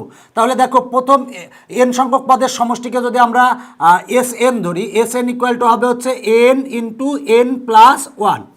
এখন n এর মান যদি আমরা 1 বসাই তাহলে আমরা প্রথম পদ পাবো, n এর মান যদি 2 বসাই তাহলে প্রথম 2 পদের সমষ্টি পাবো, n এর মান যদি 3 বসাই তাহলে আমরা প্রথম 3 পদের সমষ্টি পাবো। তার মানে দেখো আমরা n এর মান যদি 1 বসাই তার মানে হবে হচ্ছে 1 × 1 + 1 = 2, তার মানে আমরা প্রথম পদ পেলাম। এরপর n এর মান যদি আমরা 2 বসাই তার মানে s2 = দেখো n এর স্থলে আমরা 2 বসাবো, তার মানে 2 × 2 + 1 = আসে হচ্ছে দেখো 6 আসে। এই s2 বলতে কিন্তু আমরা প্রথম 2 পদের সমষ্টি পেলাম, এটা হচ্ছে প্রথম পদ আর এটা হচ্ছে প্রথম 2 পদের সমষ্টি, প্রথম 2 পদের সমষ্টি পেলাম। এবার n এর স্থলে যদি আমরা 3 বসাই তার মানে s3 = দেখো n এর স্থলে আমরা 3 বসাবো, তার মানে 3 × 3 + 1 = আসে হচ্ছে 12, তার মানে 12 হচ্ছে প্রথম 3 পদের সমষ্টি পেলাম। এবার যদি আমরা n এর মান 4 বসাই তার মানে n এর স্থলে আমরা 4 বসাবো, তার মানে 4 × 4 + 1 = আসে হচ্ছে 20, তার মানে এইটা হচ্ছে 20 হচ্ছে প্রথম 4 পদের সমষ্টি পেলাম। তার মানে আমরা এইভাবে বসাতেই থাকবো। এর তাহলে দেখো প্রথম পদ কত, প্রথম পদ হচ্ছে 2 আর দ্বিতীয় পদ = কত হবে, দেখো এটা হচ্ছে প্রথম পদ আর এটা হচ্ছে প্রথম 2 পদের সমষ্টি, তাহলে প্রথম 2 পদের সমষ্টির থেকে প্রথম পদ বিয়োগ করলে আমরা দ্বিতীয় পদ পাবো, তার মানে 6 - 2 = পাবো হচ্ছে 4। তৃতীয় পদ = আমরা পাবো দেখো প্রথম 3 পদের সমষ্টি হচ্ছে এইটা, প্রথম 3 পদের সমষ্টি থেকে প্রথম 2 পদের সমষ্টি আমরা যদি বিয়োগ করলে আমরা পাবো হচ্ছে তৃতীয় পদ, মানে তৃতীয় পদ = হবে 12 - 6 = হবে হচ্ছে 6। তাহলে চতুর্থ পদ কত হবে, চতুর্থ পদ = দেখো এটা হচ্ছে প্রথম 4 পদের সমষ্টি আর এটা হচ্ছে প্রথম 3 পদের সমষ্টি। আমরা এটা থেকে এটা মানে প্রথম 4 পদের সমষ্টি থেকে প্রথম 3 পদের সমষ্টি যদি বিয়োগ করলে আমরা চতুর্থ পদ পাবো, মানে 20 - 12 করলে আমরা পাই হচ্ছে 8। তার মানে এইভাবে আমরা আরও ডট দিব, মানে এরপরে আরও করা লাগবে। তার মানে দেখো আমরা ধারাটি কত পাই, সেটা হলো যে ধারাটি পাবো হচ্ছে 2, প্রথম পদ হচ্ছে 2, প্রথম পদ 2 আর দ্বিতীয় পদ হচ্ছে 4, তার মানে 2 + 4 4 + 6 + 8 ডট। এইটাই হচ্ছে আমার অ্যান্সার। দেখো অ্যান্সার চলে এসেছে। দেখো যে ব্যাপারটা বলা ছিল যে কোনো ধারার প্রথম n সংখ্যক পদের সমষ্টি হচ্ছে n × n + 1। এখন n এর মান যখন আমরা 1 বসিয়েছি তখন প্রথম পদ পেয়েছি, n এর মান যখন 2 বসিয়েছি তখন আমরা প্রথম 2 পদের সমষ্টি পেয়েছি, n এর মান যখন 3 বসিয়েছি তখন আমরা প্রথম 3 পদের সমষ্টি পেয়েছি, n এর মান যখন 4 বসিয়েছি তখন প্রথম 4 পদের সমষ্টি পেয়েছি। তার মানে প্রথম পদ হচ্ছে 2। এখন দেখো আমরা যেটা পেয়েছি সেটা চিন্তা করি, প্রথম পদ হচ্ছে 2, এবার প্রথম 2 পদ যোগ করো, 2 আর 4 যোগ করলে হয় 6, মানে প্রথম 2 পদের যোগফল। এবার প্রথম 3টা যোগ করো, 2 4 আর 6 যোগ করলে হয় হচ্ছে 12, মানে প্রথম 3 পদের সমষ্টি কিন্তু 12। এবার এই 4টা যোগ করলে প্রথম 4 পদের সমষ্টি পাবে, প্রথম 4 পদের সমষ্টি কিন্তু 20। অনেকেই ভুল করে কিন্তু লিখে দাও 2 + 6 + 12 + 20, এটা কিন্তু ভুল, কারণ এটা হচ্ছে প্রথম পদ হচ্ছে 2 আর এই 6 হচ্ছে প্রথম 2 পদের যোগফল বা সমষ্টি। তাহলে 6 থেকে 2 বিয়োগ করলে আমরা দ্বিতীয় পদ পাবো। আবার দেখো এই 12 হচ্ছে প্রথম 3 পদের সমষ্টি আর 6 হচ্ছে প্রথম 2 পদের সমষ্টি। প্রথম 3 পদের সমষ্টি থেকে প্রথম 2 পদের সমষ্টি বিয়োগ করলে আমরা পাবো হচ্ছে তৃতীয় পদ। এবার প্রথম 4 পদের সমষ্টি থেকে প্রথম 3 পদের সমষ্টি বিয়োগ করলে পাবো আমরা চতুর্থ পদ। এবার অতএব নির্ণয় ধারাটি হবে 2 + 4 + 6 + 8 ডট অ্যান্সার। এর পরের অঙ্কটা দেখো বলা আছে যে কোনো ধারার প্রথম n সংখ্যক পদের সমষ্টি হচ্ছে n × n + 1 হলে ধারাটির 10টি পদের সমষ্টি বের করো। তার মানে আমরা এইখানে ধারা নির্ণয় করেছি, এই ধারাটিরই 10টি পদের সমষ্টি বের করব।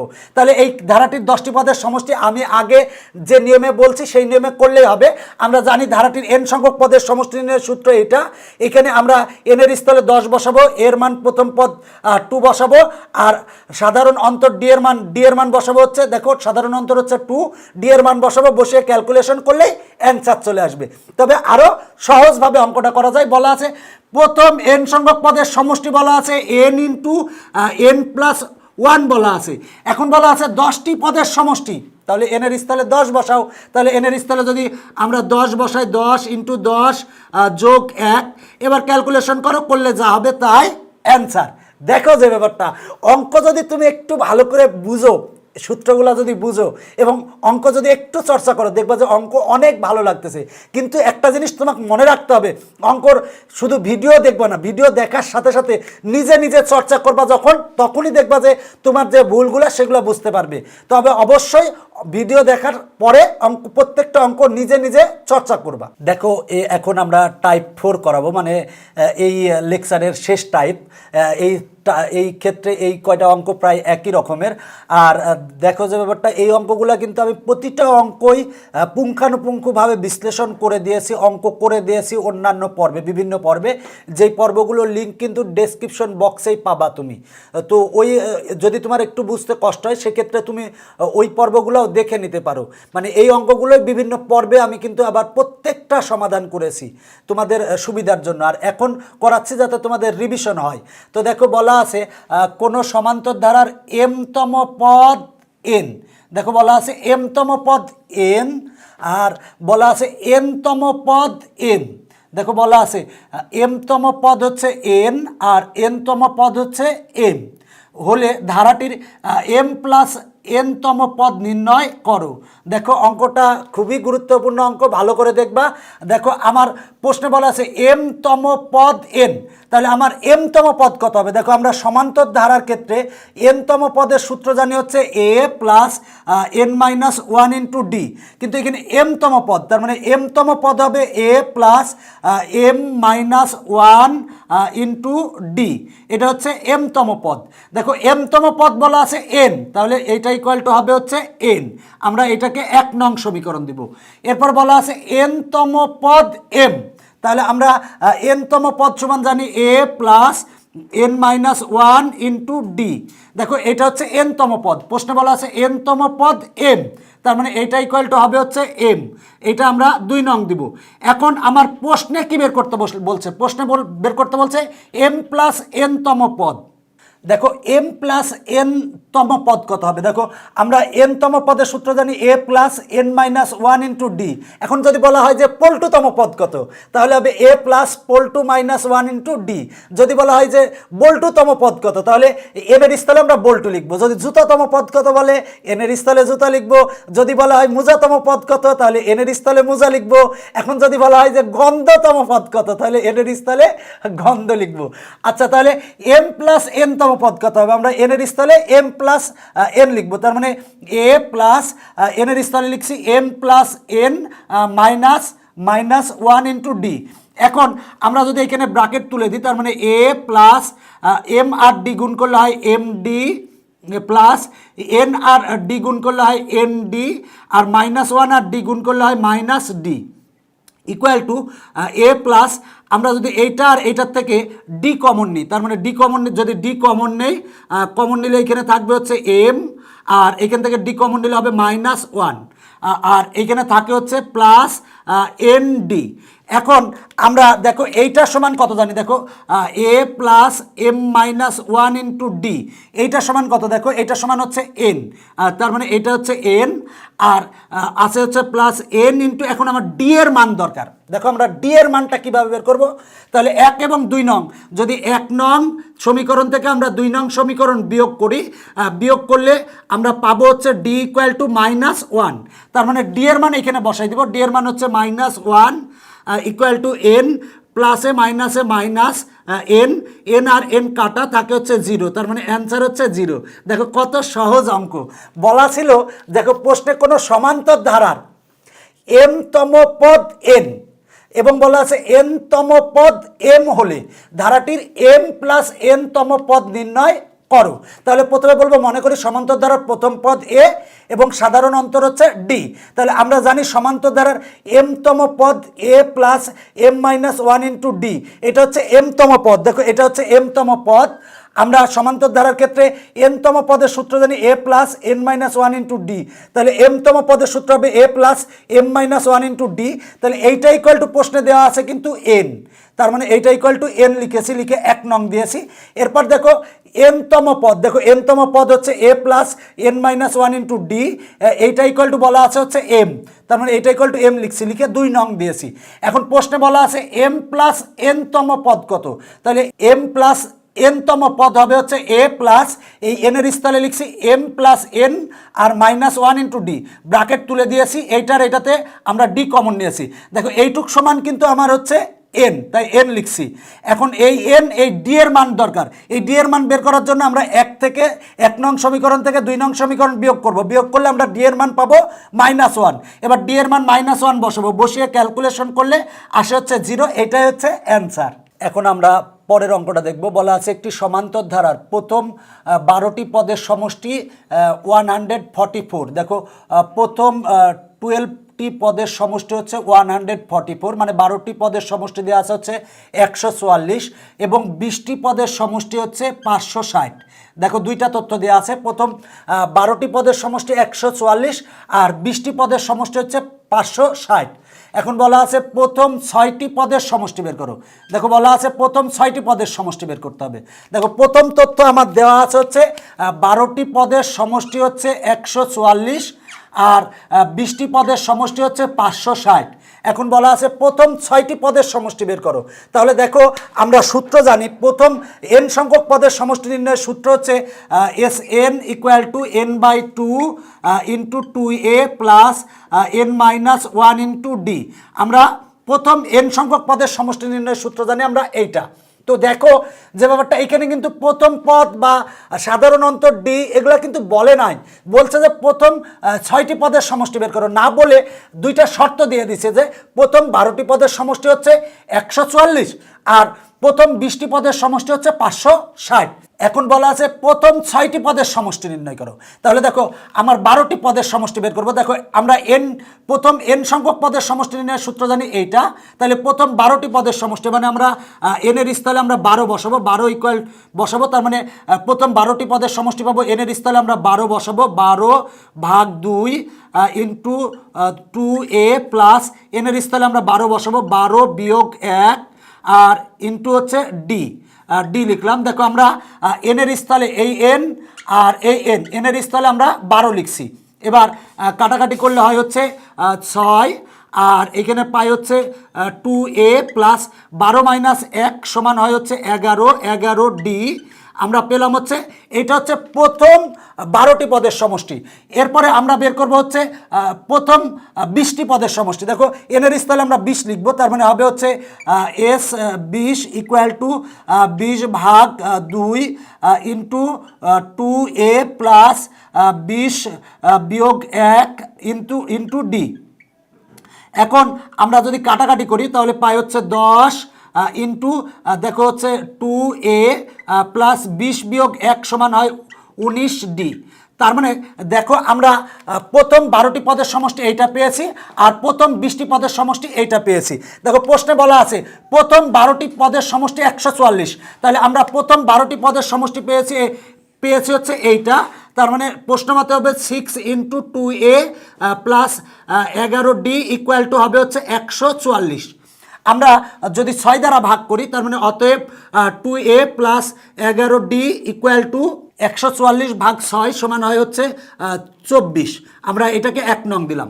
দেখো উভয় পক্ষকে আমরা 6 দ্বারা ভাগ করছি, করলে 1 নং দিয়েছি। আর এইটা হচ্ছে প্রথম 20টি পদের সমষ্টি। দেখো প্রথম 20টি পদের সমষ্টি দিয়ে আছে 560, তার মানে এইটা ইকুয়াল টু 560 লিখবো। দেখো 20টি পদের সমষ্টি হচ্ছে 560, তাহলে এইটা পেয়েছে আমরা 20টি পদের সমষ্টি, তাহলে এইটা ইকুয়াল টু 560 লিখেছি। লিখে উভয় পক্ষকে আমরা 10 দ্বারা ভাগ করেছি, করে 2 নং সমীকরণ দিয়েছি। এখন আমরা 1 নং সমীকরণ হতে যদি 2 নং সমীকরণ বিয়োগ করি, বিয়োগ করলে আমরা ডি ইকুয়াল টু পাবো হচ্ছে 4। দেখো 1 নং সমীকরণ থেকে যদি 2 নং সমীকরণ বিয়োগ করি, বিয়োগ করলে ডি ইকুয়াল টু 4 পাবো।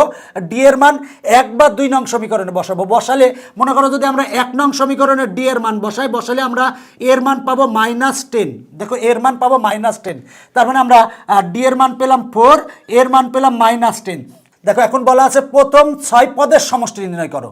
তাহলে দেখো আমরা প্রথম n সংখ্যক পদের সমষ্টি নির্ণয়ের সূত্র জানি আমরা এইটা, তাহলে প্রথম 6 পদের সমষ্টি নির্ণয়ের ক্ষেত্রে আমরা n এর স্থলে আমরা ছয় বসাবো, তার মানে S six equal to 6/2 into 2a plus 6-1 into D.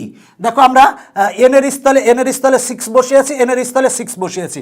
এখন এটা কাটলে হয় হচ্ছে 3 ইন্টু 2 ইন্টু দেখো এর মান, আমরা এর মান পেয়েছি -10, তার মানে -10 বসাবো।